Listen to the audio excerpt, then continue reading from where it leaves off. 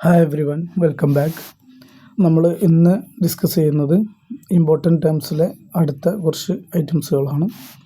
Re insurance. എന്താണ് reinsurance എന്ന് ചോദിച്ചു കഴിഞ്ഞാൽ പലപ്പോഴും ഈ ഒരു പിക്ചർ ഒന്ന് നോക്കാം. സാധാരണ ഒരു ഇൻഡിവിജ്വൽസ് ആയിട്ടുള്ള ആളുകൾ ഇൻഷുറൻസ് പോളിസി എന്ത് ചെയ്യും, വാങ്ങിക്കും. അതെവിടുന്നാണ് വാങ്ങുക? മറ്റൊരു ഇൻഷുറൻസ് കമ്പനിയിൽ നിന്നാണ് എന്ത് ചെയ്യുക, അത് വാങ്ങുക. അപ്പോൾ ഈ ഒരു ഇൻഷുറൻസ് കമ്പനിയിൽ നിന്ന് ഇൻഷുറൻസ് പ്രീമിയം എടുത്തിട്ട് ഇൻഷുറൻസ് വാങ്ങി. അപ്പോൾ ഇവിടെ ഒരു ഇൻഷുറൻസ് ലയബിലിറ്റി ക്രിയേറ്റ് ആയി. ആർക്ക്? ഈ ഇൻഷുറൻസ് കമ്പനിക്ക്. അപ്പോൾ ഈ ഇൻഷുറൻസ് കമ്പനിക്ക് ഇത്ര വലിയ ലയബിലിറ്റികളൊന്നും ഏറ്റെടുക്കാൻ കഴിയില്ല എന്നുണ്ടെങ്കിൽ ആ ഇൻഷുറൻസ് കമ്പനി എന്ത് ചെയ്യും, മറ്റൊരു ഇൻഷുറൻസ് കമ്പനിയെ അവരുടെ ഇൻഷുറൻസുകൾ ഏൽപ്പിക്കും, സെസേഷൻ നടത്തും. ഓക്കെ, അതായത് അവരുടെ ഇൻഷുറൻസ് ലയബിലിറ്റി മറ്റൊരു ടീമിലേക്ക് ഇൻഷുറൻസ് എന്ത് ചെയ്തു, ട്രാൻസ്ഫർ ചെയ്ത് കൊടുത്തു ലയബിലിറ്റി. അപ്പോൾ അതിന് ഇവരെന്ത് ചെയ്യണം, ഇവർ പ്രീമിയം കൊടുത്ത പോലെ തന്നെ ഈ ഇൻഷുറൻസ് കമ്പനിയും മറ്റൊരു ഇൻഷുറൻസ് കമ്പനിക്ക് പ്രീമിയം കൊടുക്കണം. ഇതിനെ സെഷൻ എന്നുള്ള രീതിയിലാണ് ചെയ്യുന്നത്. അതായത് നമ്മുടെ ഒരു ഇൻഷുറൻസ് കമ്പനിയുടെ ലയബിലിറ്റി മറ്റൊരു ഇൻഷുറൻസ് കമ്പനിയിലേക്ക് എന്ത് ചെയ്യാണ്, ട്രാൻസ്ഫർ ചെയ്ത് കൊടുക്കുകയാണ്. അപ്പോൾ ഇങ്ങനെ ഒരു ഇൻഷുറൻസ് മറ്റൊരു ഇതിലേക്ക് രണ്ടാമതും ഇൻഷൂർ ചെയ്യുന്നതിനാണ് റീ ഇൻഷുറൻസ് എന്ന് പറയുന്നത്. ഓക്കെ, അപ്പോൾ ഇവിടെ ഈ ഒരു കമ്പനിയെ സംബന്ധിച്ചിടത്തോളം ഇവർ റീ ഇൻഷുറൻസ് അക്സെപ്റ്റഡ് എന്നും ഇവരെ സംബന്ധിച്ചിടത്തോളം റീ ഇൻഷുറൻസ് സീഡഡ് എന്നും എന്താണ് എന്ത് ചെയ്യുക, പറയുക. അതാണ് നമ്മൾ ഇനി നോക്കാൻ പോകുന്നത് എന്തൊക്കെയാണെന്നുള്ളത്. റീ ഇൻഷുറൻസ് എന്ന് പറഞ്ഞാൽ when an insurance company accept a business of higher risk, it may pass some risk to another insurance company. When a insurance company accept a business of higher risk, higher ആയിട്ടുള്ള ഒരു risk എന്ത് ചെയ്യാണ്, business risk അവർ ഏറ്റെടുക്കുകയാണെന്നുണ്ടെങ്കിൽ, അക്സെപ്റ്റ് ചെയ്യുകയാണെങ്കിൽ, it may pass on some risk to another insurance company. മറ്റൊരു insurance കമ്പനിക്ക് ആ റിസ്കിന് എന്ത് ചെയ്യും, അവർ പാസ് ചെയ്യും, ട്രാൻസ്ഫർ ചെയ്യും. So as to reduce it's on risk. അങ്ങനെ ആകുമ്പോൾ എന്ത് ചെയ്യുക, ഈ കമ്പനിയുടെ റിസ്ക് കുറച്ച് കുറയ്ക്കാൻ പറ്റും. This is known as re insurance.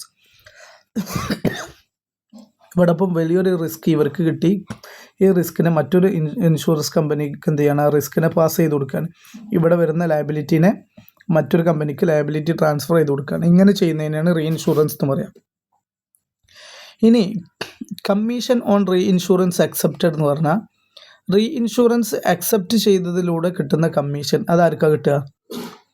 Re insurance accept ചെയ്യുന്നതിലൂടെ കമ്മീഷൻ പേ ചെയ്യേണ്ടി വരും. അതുപോലെ തന്നെ കമ്മീഷൻ സീഡ് ചെയ്യുന്നതിലൂടെ കമ്മീഷനും കിട്ടും. അതെങ്ങനെ നോക്കുക. The company which has accepted the reinsurance accept ചെയ്ത ഈ കമ്പനി എന്ത് ചെയ്യണം, will pay commission to the company which has given reinsurance pay ചെയ്ത ആളുകൾക്ക് എന്ത് ചെയ്യണം, അതായത് ഒന്നുമില്ല, ഇവിടെ പ്രീമിയം ഇങ്ങോട്ട് കൊടുത്തവർക്ക് തിരിച്ചെന്ത് ചെയ്യണം, ഈ ഒരു ബിസിനസ് തന്നതിന് കമ്മീഷൻ കൊടുക്കണം. അപ്പോൾ റീ ഇൻഷുറൻസ് അക്സെപ്റ്റ് ചെയ്തവരുടെ കമ്മീഷൻ എന്ന് പറഞ്ഞാൽ അതെന്താണ്, എക്സ്പെൻസ് ആണെന്ന് മനസ്സിലാക്കിയാൽ മതി. അപ്പോൾ the company which has accepted reinsurance accept ചെയ്ത കമ്പനി ഏതാ, ഈ കമ്പനി. വിൽ പേ കമ്മീഷൻ, ഇത് കമ്മീഷൻ പേ ചെയ്യണം to the company which has given reinsurance കൊടുത്ത കമ്പനിക്ക്, ഈ കമ്പനിക്ക് എന്ത് ചെയ്യണം, പേ ചെയ്യണം. It is an expense of the company, ഈ കമ്പനിക്ക് എന്താണ്, ഒരു എക്സ്പെൻസ് ആണ്. ഈ commission on reinsurance seed ചെയ്ത് അവർക്കുള്ള എന്താണ് കമ്മീഷൻ എന്ന് പറഞ്ഞാൽ എന്താണ്, അതാണ് നോക്കാൻ പോകുന്നത്. Commission on re insurance seeded എന്ന് പറഞ്ഞാൽ an insurance company will receive commission from other insurance company. ഒരു ഇൻഷുറൻസ് കമ്പനി ഈ ഇൻഷുറൻസ് കമ്പനിക്ക് മറ്റൊരു ഇൻഷുറൻസ് കമ്പനിയിൽ നിന്ന് എന്ത് ചെയ്യും, ഇൻഷുറൻസ് കമ്പനിയിൽ നിന്ന് റിസീവ് ചെയ്യും. എപ്പോൾ? When it gives a part of business to other insurance company. ഈ ബിസിനസ്സിൻ്റെ പാർട്ട് ഓഫ് ബിസിനസ് ഇങ്ങോട്ട് ട്രാൻസ്ഫർ ചെയ്യുമ്പോൾ എന്ത് കിട്ടും, കമ്മീഷൻ സ്വാഭാവികമായിട്ടും കിട്ടും. Such commission is called commission on reinsurance cede ചെയ്തതിനുള്ള കമ്മീഷൻ എന്നാണ് അതിനെന്ത് ചെയ്യുക, വിളിക്കുക. അപ്പോൾ റീ ഇൻഷുറൻസ് അക്സെപ്റ്റഡിലുള്ള കമ്മീഷൻ ഇവർക്ക് എക്സ്പെൻസ് ആണ്. റീ ഇൻഷുറൻസ് നമ്മൾ സീഡ് ചെയ്തതിനുള്ള കമ്മീഷൻ അവർക്ക് എന്താണ്, ഇവരെ സംബന്ധിച്ചിടത്തോളം ഇൻകം ആണ്. ഓക്കെ, അത്രയിൽ പറഞ്ഞുള്ളൂ. സീഡ് ചെയ്യുക എന്ന് പറഞ്ഞാൽ എന്താ, പരിത്യജിക്കുക, വിട്ടുകൊടുക്കുക, അവകാശമൊക്കെ വിട്ടുകൊടുക്കുക, ഒഴിഞ്ഞു കൊടുക്കുക എന്നാണ് പറയുന്നത്. അപ്പോൾ നമ്മുടെ റീഇൻഷുറൻസ് നമ്മൾ എന്ത് ചെയ്യുക, ഒഴിഞ്ഞു കൊടുക്കുകയാണ്. അതാണ് സീഡ് ചെയ്യുക എന്ന് പറഞ്ഞത് കേട്ടോ. ഓക്കെ, അപ്പോൾ അതാണ് അതിൽ പറയാനുള്ളത്. ഇനി ക്ലെയിംസ് എന്ന് പറഞ്ഞാൽ എന്താ? ക്ലെയിം എന്ന് പറഞ്ഞാൽ the most important item of expenditure of A life insurance company is the payment of claim, അല്ലേ? ഇപ്പോൾ ഇവരെ സംബന്ധിച്ചിടത്തോളം ഈ ആളുകൾ ഇൻഷുറൻസ് കൊടുത്ത എന്തിനാ? ആവശ്യം വരുന്ന സമയത്ത് തിരിച്ച് ക്ലെയിം കിട്ടാൻ വേണ്ടിയിട്ട്. അപ്പോൾ ഈ കമ്പനിയെ സംബന്ധിച്ചിടത്തോളം ക്ലെയിം എന്താണ്? എക്സ്പെൻസ് ആണ്, അല്ലേ? ഇനി ഇതേ സമയം ഈ കമ്പനി പലപ്പോഴും ഇങ്ങോട്ട് ക്ലെയിം കൊടുക്കേണ്ടി വരും. അപ്പോൾ റീ ഇൻഷുറൻസിലെ ക്ലെയിം ഈ കമ്പനിയെ സംബന്ധിച്ചിടത്തോളം എന്താണ്? ഇൻകമാണ്. ഇവരുടെ റീ ഇൻഷുറൻസിലെ ക്ലെയിം എന്താണ്? എക്സ്പെൻസ് ആണ്. അപ്പോൾ റീ ഇൻഷുറൻസ് അക്സെപ്റ്റഡിലെ ക്ലെയിം എന്ന് പറഞ്ഞാൽ എക്സ്പെൻസ് ആണ്. റീ ഇൻഷുറൻസ് സീഡഡിലെ ക്ലെയിം എന്ന് പറഞ്ഞാൽ ഇൻകം ആണ്. അതൊന്ന് മനസ്സിലാക്കിയാൽ മതി. ജസ്റ്റ് ഒന്ന് പറഞ്ഞു എന്നേ ഉള്ളൂ. The most important item of expenditure of A life insurance company എന്നാണ് പേയ്മെൻറ്റ് ഓഫ് ക്ലെയിം എന്നാണ്. The claim arises either on the death of insured or maturity of the policy. നമുക്കറിയാം ക്ലെയിം എപ്പോഴാണ് വരിക? ഒന്നെങ്കിൽ മെച്യൂരിറ്റി എത്തുമ്പം, അല്ലെങ്കിൽ ആ ഇൻഷുർഡ് മരിച്ചു പോകുമ്പം.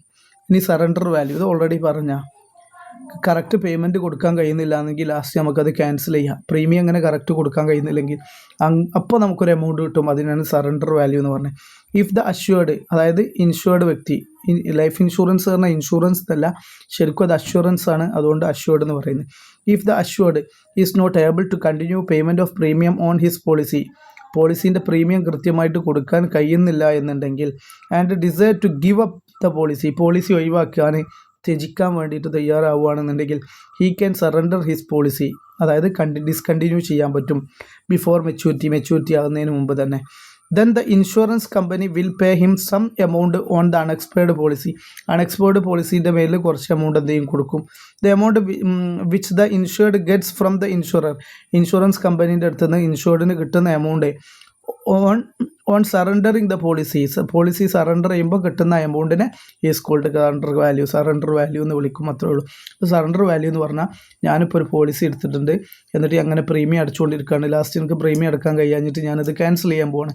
അപ്പോൾ എനിക്കൊരു സെറ്റിൽമെൻറ്റ് കിട്ടും. അതിനാണ് സറണ്ടർ വാല്യൂ എന്ന് പറയുന്നത്. ഇനി bonus in reduction of premium. Bonus in reduction of premium എന്ന് പറഞ്ഞു കഴിഞ്ഞാൽ, സാധാരണ പ്രീമിയം കൃത്യം നമ്മൾ അടച്ചു കൊടുക്കും, അല്ലേ? അപ്പോൾ നമ്മൾ കാര്യങ്ങളൊക്കെ കൃത്യമായി പോവുകയാണെങ്കിൽ പലപ്പോഴും ഇൻഷുറൻസ് കമ്പനിക്ക് നമുക്ക് ചെറിയ പ്രോഫിറ്റിൻ്റെ വീതം എന്നുള്ള രീതിയിലൊക്കെ ബോണസ് തരും. ആ ബോണസ് എന്ത് ചെയ്യും? സാധാരണ എന്താ ഉണ്ടാവുക? നമ്മളിപ്പം വണ്ടീൻ്റെ ഒക്കെ ഇൻഷുറൻസ് എടുക്കുമ്പോൾ നമ്മൾ ക്ലെയിം ചെയ്യാത്തതിന് നമുക്കൊരു ബോണസ് കിട്ടാറുണ്ട്. അപ്പോൾ എന്താ ഉണ്ടാവുക? സാധാരണ ഇപ്പോൾ കഴിഞ്ഞ വർഷം ഞാനൊരു 1000 രൂപ പേ ചെയ്തിട്ട് വണ്ടിക്ക് ഇൻഷുറൻസ് എടുത്തെന്ന് കരുതുക. ഈ വർഷം ഞാൻ ക്ലെയിം ഒന്നും ചെയ്യാത്തതുകൊണ്ട് അടുത്ത വർഷം ഞാൻ എൻ്റെ ഇൻഷുറൻസ് യഥാർത്ഥത്തിൽ 950 ക്ലെയിം ചെയ്യാത്തതുകൊണ്ട് ഒരു 100 രൂപ ഇവരെ എനിക്ക് എന്ത് ചെയ്തു? ബോണസ് തന്നു. അപ്പോൾ ബാക്കി 850 അടച്ചാൽ മതി. ഈ 100-നെയാണ് നമ്മൾ bonus in reduction of premium എന്നുള്ള രീതിയിലൊക്കെ നമുക്ക് പറയാൻ പറ്റുന്നത്. അപ്പോൾ ഈ ബോണസ് എന്താണ്? പ്രീമിയത്തിനെ റെഡ്യൂസ് ചെയ്യുന്ന ഒരു സംവിധാനമാണ്.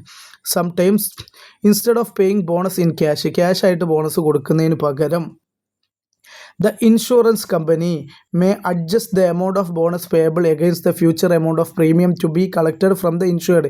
ഇൻഷുർഡിൻ്റെ അടുത്ത് നിന്ന് കളക്ട് ചെയ്യേണ്ട 950 നിന്നും എന്ത് ചെയ്യും? ഈ 100 രൂപ ബോണസ് ക്യാഷായി കൊടുക്കുന്നതിന് പകരം അഡ്ജസ്റ്റ് ചെയ്യും. ബാലൻസ് എന്ത് ചെയ്യും? 850 കൊടുക്കും. Okay. The amount of bonus so adjusted towards premium due is known as bonus in reduction of premium. അങ്ങനെ അഡ്ജസ്റ്റ് ചെയ്ത ഈ 100 രൂപനെ ഡ്യൂ ആയ അതിൽ നിന്നും അഡ്ജസ്റ്റ് ചെയ്ത ഈ എമൗണ്ടിനാണ് bonus in reduction of premium എന്ന് പറയുന്നത്.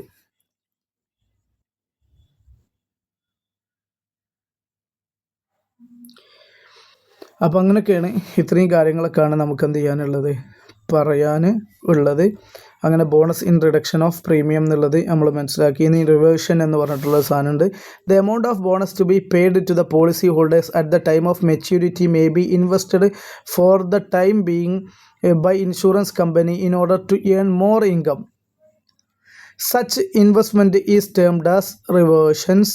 It is an asset of insurance company. ഇതൊന്നുമില്ല, പോളിസി എടുക്കുന്ന ആളുകൾ അടക്കുന്ന എമൗണ്ടുകൾ, അതിൽ നിന്ന് കുറച്ച് ഇൻകം ജനറേറ്റ് ചെയ്യാൻ വേണ്ടി പോളിസി ഹോൾഡേഴ്സ് തരുന്ന എമൗണ്ടുകൾ പലപ്പോഴും എന്ത് ചെയ്യും? വേറെ എവിടെയെങ്കിലും ദ എമൗണ്ട് ഓഫ് ബോണസ് എമൗണ്ടുകൾ to be paid to the policy holders at the time of maturity may be invested. ആ ബോണസ് എമൗണ്ട് എന്ത് ചെയ്യും? വേറെ എവിടെയെങ്കിലും ഇൻഷുറൻസ് കമ്പനി ഇൻവെസ്റ്റ് ചെയ്യും, അതിൽ നിന്ന് കൂടുതൽ ഇൻകം ജനറേറ്റ് ചെയ്യാൻ വേണ്ടി. സച്ച് ഇൻവെസ്റ്റ്മെൻറ്റ് എന്ന് പറഞ്ഞാൽ അതിനെയാണ് റിവേർഷൻസ് എന്ന് പറയുന്നത്. It is an asset the insurance കമ്പനിക്ക് എന്താണ്? ഒരു വലിയ അസറ്റാണ്. ഇനി നമുക്ക് ലൈഫ് ഫണ്ടും അതിൻ്റെ കാൽക്കുലേഷൻസൊക്കെ നമുക്ക് പഠിക്കാനുണ്ട്. അത് നമുക്ക് അടുത്ത വീഡിയോയിൽ ഡിസ്കസ് ചെയ്യാം. ഇപ്പോൾ തൽക്കാലം ഈ വീഡിയോ ഇവിടെ അവസാനിപ്പിക്കാം. Okay, thank you.